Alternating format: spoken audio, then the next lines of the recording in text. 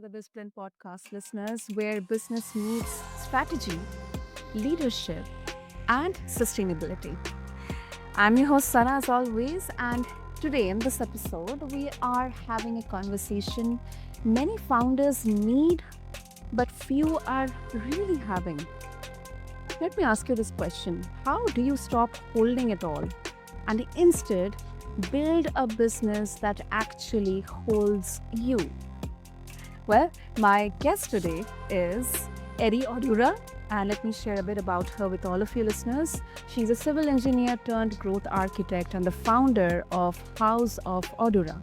Since 2019, Edi has been the unseen architect behind launches that feel spacious, operations that honor the soul of the work, and systems that scale without sacrificing the founder.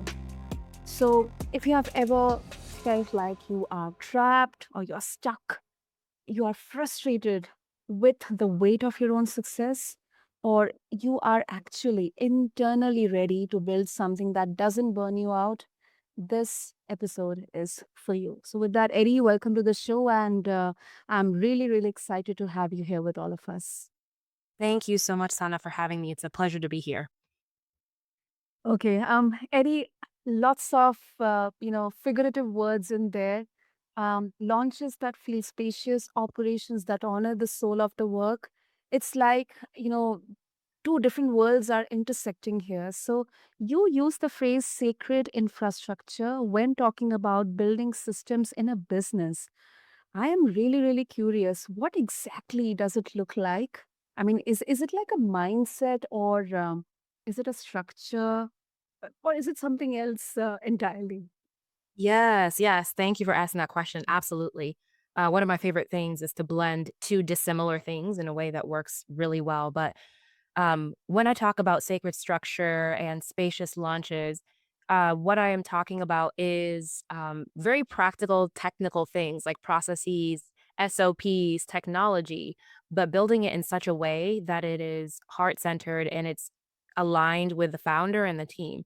And so, what that looks like is traditionally when you think of systems and processes and optimization and scaling, it sounds very rigid. I'm sure, like, even just hearing me say that, you sit up straighter um, and we imagine, a prescribed way of doing things and coming in and changing everything. And this is the way it's done, right?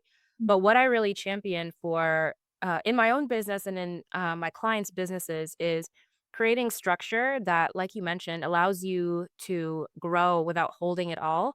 But also doesn't sacrifice your unique gifts and talents and your unique rhythms. And so, um, for many founders that I work with, this looks like auditing not just where the bottlenecks are operationally, in terms of their system and their efficiency, but even auditing their own energy and their goals and the way they work best, and what are the visions and the goals that you're holding in your Mhm. heart and really accessing those and starting from that place of understanding the people within the organization and then from that place, constructing the systems that feel good. It matters that the technology and the processes you select feel good because the best kind of technology is a technology that's used, right?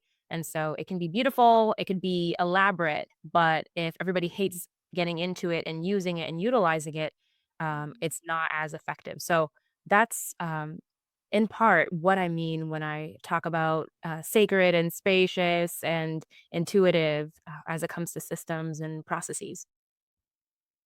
Wow. And I have heard founders struggle to reconcile spiritual and strategy because sometimes the context in which they are approaching both of these worlds, they can be really, really different.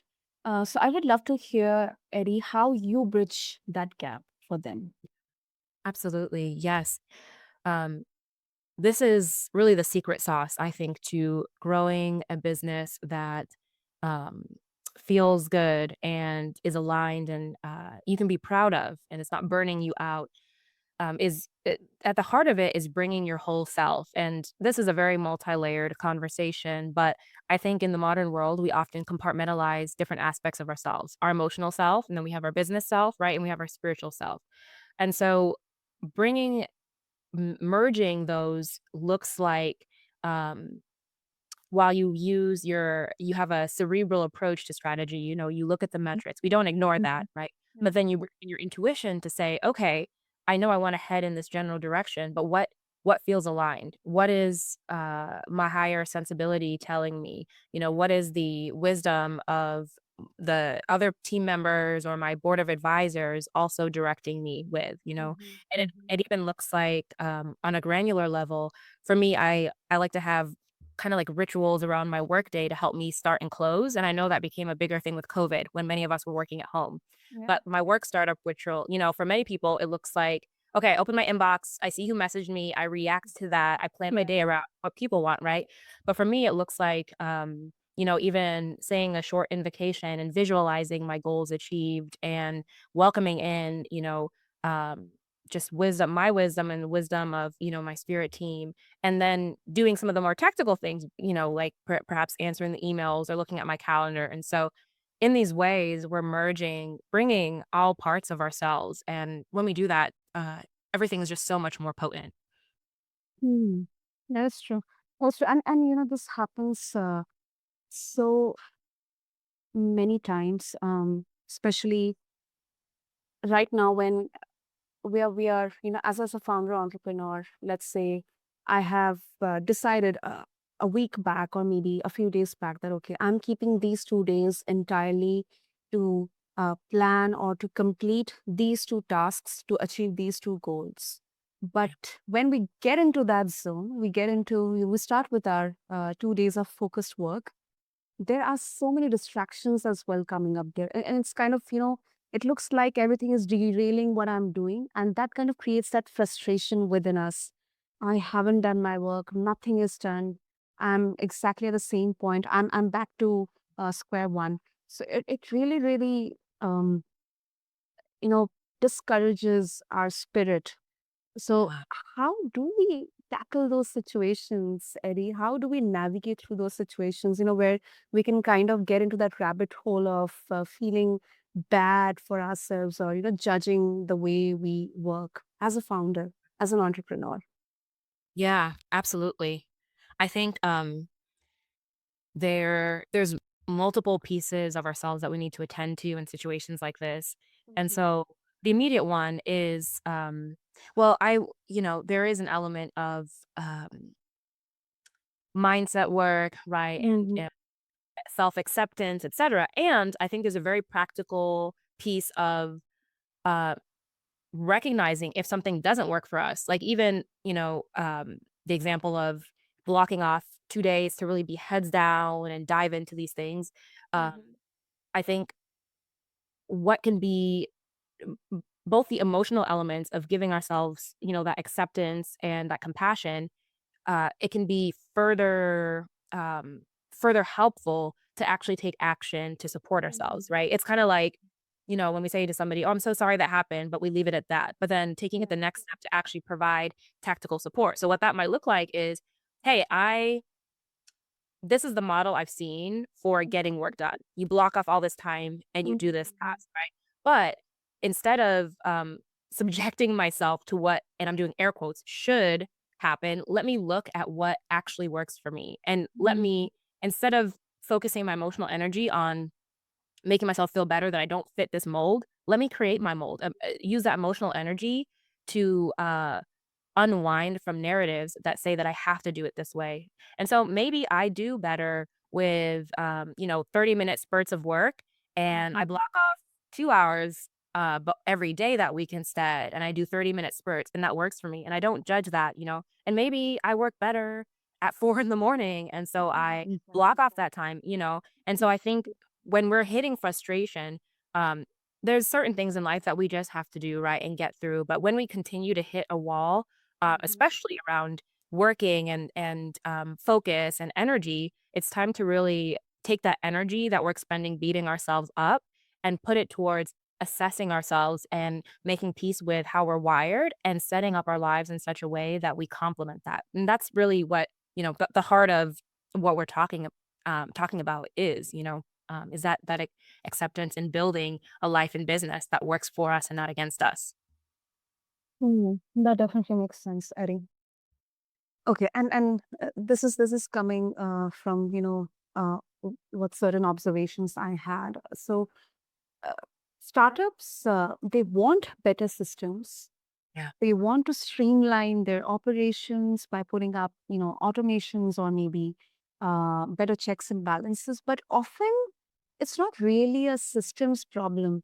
I believe it's a leadership or even a nervous system issue. If we look at that from a different perspective, look at that from a kind of a body, physical body perspective. So how do you help your clients figure out whether it's the backend that's broken or it is them over functioning? Right. Yeah. Such a great question and so true, right? Because the actions we take are a reflection of our inner world. Um, Mhm. Pretty much 100%, right? And doing some of these things that you mentioned can be a cover up for the true underlying issues. And so, yeah, that's why for me, every engagement starts with deep conversation around the goals, the visions, what support is in place internally, what are the internal narratives around growth, around ease, around success. So many of us have been programmed by society to Mhm. believe that suffering for success is noble and really the only path, right? Yeah. Uh, and that's the bigger the burden we bear, the more we are justified in having what we have. And so, so often the work that is the work that needs to be done, to move the needle forward is to, unwind these narratives around hustle and to allow the and to let the nervous system feel safe receiving without Mhm. strife. I know for me, my hardest transitions have been when I'm stepping into the next level of business or life, and there's not struggle, my body is well equipped to work late nights and, sacrifice my health Mhm. to achieve the next level, right? But, for many of us, what we're wanting to build and grow, especially your listeners being, more of those heart-centered people, we mentally say we don't wanna sacrifice these things, right? But our nervous system and our body and our programming often is at war with that, and so, I think the biggest thing, to do is to have these conversations with someone or with ourselves to really assess like what are the narratives I've received around like growth and struggle, etc. What did my parents show me? What's the example I learned there? What do we see in media? And does this align with where I want to go? How could believing this, if I believe it, how could it prevent me from seeing opportunities to grow with ease and to grow, soulfully? And when we begin to have those conversations, it's beautiful how, oftentimes we don't need as much automation and technology and software as we realize, right? A lot of times we're covering up. We're just over functioning in creating all these systems and automations when really, we need to streamline our offers. We need to simplify what we're doing, and so that's what I've recognized in myself and in the people I've served over the years. That is really great. That is really, really great and really insightful because early on, when we started our journey with Healthy Mind Magic, we always kept tweaking our tools when really it was kind of needed to tweak our roles, our mindset, our thought process. So that's really insightful, Eddie. And as a former civil engineer, uh, Mhm. I get that you are no stranger to structure and precision. So, Yes. how do you balance the rigidity of engineering frameworks with the more fluid, creative demands of visionary businesses? I mean, isn't there a risk that too much systemization, too much rigidity, it can stifle innovation? Yes, absolutely.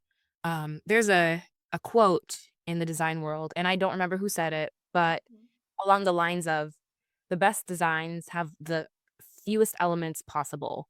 Um, and I think in fashion they say put on all the accessories you want and then remove 1 or 2 or something like that. And there is something to be said for maximalist fashion. I do love a good maximalist painting, but I Mhm. do think the principle applies here. And that's kind of a guiding principle for me, and I think that is helpful to hold, is that uh, um, get as specific as possible and not an inch more. Get as systemized as necessary and not an inch more. So I think the risk for a lot of the temptation for a lot of businesses is to dive straight into having written SOPs for everything. You timing like when you do timesheets, have every single task be accounted for. And when we do that, we over constrain the equation. We over restrain our workforce, our creativity. And so the approach I take is much more like bottoms up as opposed to top down, in the sense of we start with the minimum viable product. How much systemization, what is it, the little 20%, like, the Pareto principle, 20% of the work makes 80% of the results. What are the 20% tweaks that we can make that will bring about 80% more ease, more income, more impact? And let's stop there and let's see how the system runs. Let's see what is not working, what does work, what is over constrained, what is too fluid, and then go from there. And so it's a much more organic, and it feels more like almost like nature-based approach, where we're not rushing to the end. We see how it grows and how it shifts and changes, and we work with it, and we're not so frightened. We're not so um, Overwhelmed? say again. Overwhelmed? Yeah, exactly. Like, we're not so threatened by this overwhelm and current state that we're wanting to rush to the end where everything is fixed and systems are a silver bullet, because, there is no silver bullet, and so this process requires sitting in a bit more discomfort, the discomfort of experimentation and play, which we don't necessarily like, right? We want to get to the end. We want the clarity immediately, but doing it in this way, again, like in nature, allows it to grow organically, allows the tree to flourish truly, as it's meant to be, without us hacking away at it and constraining this and doing that. And so I think really holding in mind the idea that, we want to systemize as just as much as we need to move the needle, but not a drop more, and then go from there. Wow. I really love that. Yeah, really love that. And yeah, I believe in simplicity, not overcomplicating things because I don't know, I cannot structure, I cannot function like that when, things are overcomplicated, kind of, completely hinders my creativity. And I that's why I absolutely resonate with what you said. And Eddie, before we wrap up, at what point in a founder's journey do you think that infrastructure starts holding the founder instead of Mm. the founder holding the business? Just to kind of give a heads up to the founder that okay, maybe these are some of the red flags that the infrastructure is holding me. I mean, is there a milestone or a mindset shift that has to be taken, or does it need any intentional design from day one itself? Yeah. Um, I will say, so the answer is a little bit different depending on somebody's leaning. Um, so for the person who is um, a little bit less visionary, they are doing what they love. They want to build a business, but they're a little bit less of takers. They don't move as fast. I found the Okay. temptation often to over systemize too soon, to try to Okay. automate, try to onboard software, and so to that person, I would say. Um, it's okay for inefficiency to be present as you start your journey. When you start reaching the point where you have, sustainable income, where now you're more concerned about finding the time to serve your clients than like where your clients are coming from, that's when to begin to look at your systems more. When you're at the point where you're gonna start considering hiring your first VA, and things of that nature, when you're getting to that point where your capacity is getting maxed out. That's when I think it's great to start looking at how can the business hold me instead of me spinning all the plates. And so to the other kind of entrepreneur who's more visionary, more breakneck speed. they tend to wait too long to, get systemization in place and get structure in place. To them, I would say from the jump at the beginning, start thinking about as you think about your lofty, beautiful goals, think about what kind of support you would need to get there so that you don't get there burned out, wrecked, nervous system shot. And even if you don't implement those things now, have a mind as you're doing your work to say, okay, I'm doing this now, but at some point, I'd want somebody else to take care of this. And you can even have a running list, of things that, okay, this does not spark joy. This is not my zone of genius. Keep a running list so that when the time comes, when you reach that same point, really, when now your biggest focus is serving clients less than finding clients, you now can say, okay, this is what I need to automate. This is what I need to get support for, etc. Thoughtful. It's really thoughtful, Eddie. Ah, so Eddie, before we conclude, so if our listeners would like to connect with you and explore more about your insights and the resources that you're providing, and also about House of Oduraa, what's the best way to do that? Yes, the best place to do that is on my website, edithoduraa.me, and my newsletter. I'm sure will include a link. Right now, that is the main place that I am showing up, as well as Pinterest, which links back to my newsletter, my blog posts. But those would be the best places to find me.